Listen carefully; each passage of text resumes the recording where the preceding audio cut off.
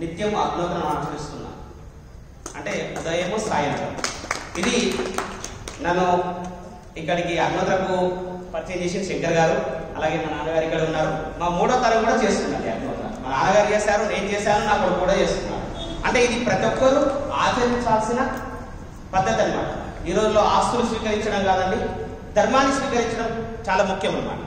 అలాగే ఈ అగ్నోత్రం ఇంతసేపు శంకర్ గారు చెప్పారు, అలాగే భగవద్గీతలో శ్లోకాలు వాళ్ళు వివరించారు.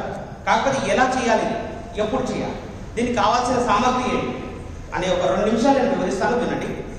ఏదైతే ఈ అగ్నోత్రం ఇప్పుడు ఆచరించామో, ఈ అగ్నోత్రం ఆచరించడానికి ఒక 5 నియమాలు మాత్రమే ఉన్నాయి. 5 నియమాలు చాలా సులభమైనవి. ఈ 5 నియమాలు పాటిస్తూ మనం ఈ అగ్నోత్రం చేయొచ్చు. మిగతా ఎటువంటి మీరు పట్టించుకోవాల్సిన అవసరం లేదు. మొట్టమొదటి నియమం, ఎక్కడైతే మనం నివసిస్తున్నామో ఆ ప్రాంతంలో మొదటి సూర్యుని కిరణం ఎప్పుడు పడుతుంది అనేది తెలుసుకోవాలి. ఇప్పుడు టెక్నాలజీ పెరిగింది కాబట్టి మన చేతిలోనే ప్రపంచం ఉంది. అదే దాని పేరు మొబైల్. ఆ మొబైల్లో యాప్ డౌన్లోడ్ చేస్తే విశ్వ గ్లోబల్ అనే యాప్ ఉంటుంది. దానిలో టైమింగ్ వస్తుంది. ఈరోజు 6 గంటల 4 నిమిషాలకు చివరి కిరణం వెళ్ళిపోయింది. ఆ సమయానికి మనం అగ్నోత్రం ఆచరించాలి. 2వ నియమం, అర్ధ పిరమిడ్ ఆకారంలో ఉన్న రాగి పాత్ర. మీ ముంగట ఏదైతే ఉందో అర్ధ పిరమిడ్ ఆకారంలో ఉన్న రాగి పాత్ర, ఇది ఎక్కడ పడితే అక్కడ చేసేది కాదండి. వేదాలలో చెప్పిన ఆకారంలో ఉంటుంది. ఆ సైజులో, వేదాలు చెప్పిన సైజులో ఉంటుంది. 3వది, మనం నిత్యం పూజిస్తున్నాం ఏదైతే గో ఉందో, గో అంశతో తయారు చేయబడిన ఆవు పిడికలు, అలాగే ఆవు నెయ్యి. 4వది, మనం ఇంట్లో నిత్యం ఏదైతే తింటున్నామో అన్నం, ఆ బియ్యాన్ని తీసుకోవాలి. చిటికెడు బియ్యం అంటే ఎటువంటి విలుగని బియ్యాన్ని తీసుకోవాలి. అంటే దానికి అఖండ బియ్యం అంటారు. అఖండ బియ్యం మనం తీసుకోవాలి, చిటికెడు బియ్యం. 5వది, వేదమంత్ర ఉచ్చారణ చేస్తూ మండే జ్వాలలో స్వాహ.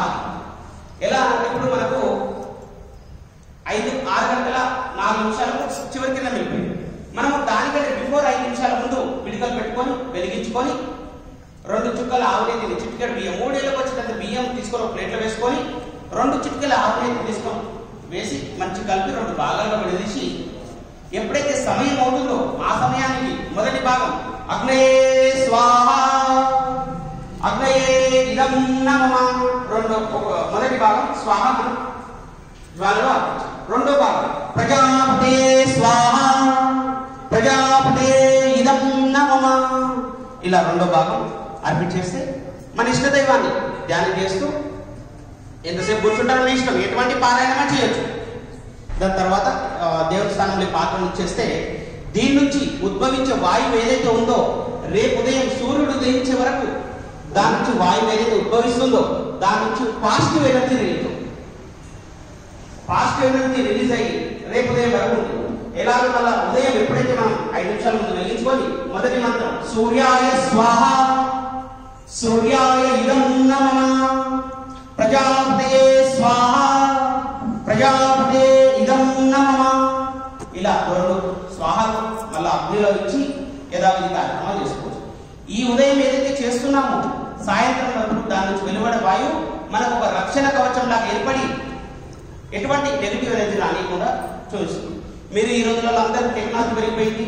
మీరు గూగుల్లో చూసుకోవచ్చు. 1984 1984లో భోపాల్లో విషవాయువు, ఒక కంపెనీ నుంచి విషవాయువు బయటకు రిలీజ్ అయ్యి అక్కడి నుంచి వెళ్తున్న ట్రైన్లో కానీ బస్సులో కానీ వెళ్తున్న గాలి పీల్చుకొని చనిపోవడం జరిగింది. కొన్ని వేల మంది చనిపోవడం జరిగింది. ఇప్పటికీ కొన్ని లక్షల మంది దాని సైడ్ ఎఫెక్ట్లు అనుభవిస్తున్నారు. అదే కంపెనీ వాళ్ళు రీసెర్చ్ చేస్తే అక్కడ ఏం జరిగిందని రీసెర్చ్ చేస్తే అక్కడే చుట్టుపక్కల ఉంటున్న 2 కుటుంబాలకు ఎటువంటి హాని జరగలేదని చెప్పి పేపర్ స్టేట్మెంట్లో ఇచ్చారు. అప్పుడు వాళ్ళు ఏం జరిగింది, ఇంట్లో ఎందుకు జరగలేదు అనుకుంటే వాళ్ళు నిత్యం అగ్నోత్రం చేసేవాళ్ళని చెప్పేసి 1944లో ప్రకటన జరిగింది. మీరు గూగుల్లో సెర్చ్ చేయండి, మేము చెప్పింది నమ్మకండి, గూగుల్లో సెర్చ్ చేయండి. అగ్నోత్రకు అంత పవర్. ఇప్పుడు ఏదైతే చేశామో రేపు ఉదయం వరకు మనకు రక్షణ కవచంలా ఉంటుంది. ఎలాగో మహాభారతంలో కర్ణుడికి ఆపద వచ్చినప్పుడు కవచ కుండలాలు ఎలా బయటకు వస్తాయో, మనకు అగ్నోత్ర ఎవరైతే చేస్తున్నారో రేపు ఉదయం వరకు రక్షణ కవచం లాగా మనకు ఏర్పడుతుంది. ఉదయం చేసింది సాయంత్రం వరకు ఏర్పడుతుంది. దీనికి అంతటి పవర్ ఉంది. ఏదైతే మనకు పంచభూతాలు ఉన్నాయో ఆ భూతాలు సరైన మార్గంలో నడవాలంటే కనుక అగ్నోత్రం ఆచరించాలి. మనం మూవీస్ చూస్తాం, పాత సినిమాలు చూస్తుంటే రాముని మూవీ చూసినప్పుడు ఋషులు యజ్ఞం చేస్తుంటే రాక్షసులు చెడగొట్టేవారు, రాముడు రక్షించేవారు. యజ్ఞం ద్వారానే మేఘాలు కలిగి వర్షాలు కురిచేది, వర్షాలు కురిచిన తర్వాత పంటలు పండేవి. అంతటి పవర్ యజ్ఞానికి ఉంది.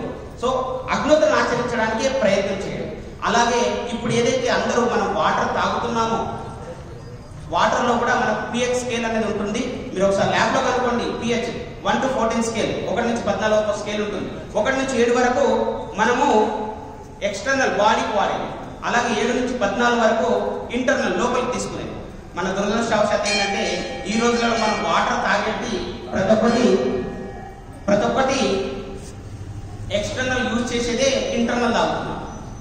అదే ఇప్పుడు మనం ఏదైతే అగ్నోత్రం ఎవరైతే ఆచరిస్తారో అదే ఇంట్లో అదే వాటర్ వాడుతూ చిక్కని బస్వాని గోరువెచ్చని నీళ్ళలో వేస్తే కనుక అది pH స్కేల్ ఎక్స్టర్నల్ ఉన్నది కానీ ఇంటర్నల్కి యూజ్ చేసుకునే రకంగా దీనికి మార్చే స్తోమత దీనికి ఉందన్నమాట. అగ్నోత్రకు అంతటి పవర్, మనం దాంట్లో వాడే సామాగ్రి అంతటి పవర్, అలాగే సమయము, వేదమంత్ర ఉచ్చారణ ఇది చేయడం ద్వారా దాని నుంచి వెలువడే వాయువు అనేది చాలా పవర్ఫుల్ ఉంటుంది.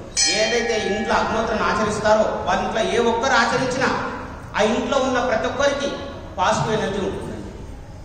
దీని ద్వారా ఈ అగ్నోత్రం ఏదైతే ఆచరిస్తారో చాలా పవర్ ఉంటుంది. అలాగే ఈ అగ్నోత్రాన్ని ఆచరించిన వాళ్ళు వ్యవసాయంలో మనం ఇప్పుడు ఒక 30 ఏళ్ళ వెనుకకి వెళ్తే ఫర్టిలైజర్ అనే పేరే లేదు అక్కడ. ఇప్పుడు ఆ పేరు లేని ఊరు లేదు, అవునా కదా? దాని పేరే కెమికల్. మనం కెమికల్ వేయకుండా ఎటువంటి వ్యవసాయం చేయలేకపోతున్నాం. మీరు ఒకప్పుడు ప్రతి ఇంట్లో ఆవులు బర్రెలు ఉండేది, అంటే పాడి ఉండేది. దాని తర్వాత పెంట తీసుకెళ్లి ఎరువు కింద మార్చి వ్యవసాయంలో వేసేవారు.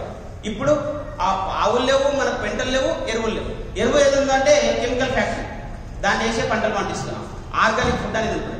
ఈ యాష్ని మనము వ్యవసాయంలో వేస్తే కనుక ఒక ఎరువులాగా ఏర్పడి మన భూమిలో సారం పెంచి మంచి ఆర్గానిక్ ఫుడ్ ఇవ్వడం జరుగుతుంది.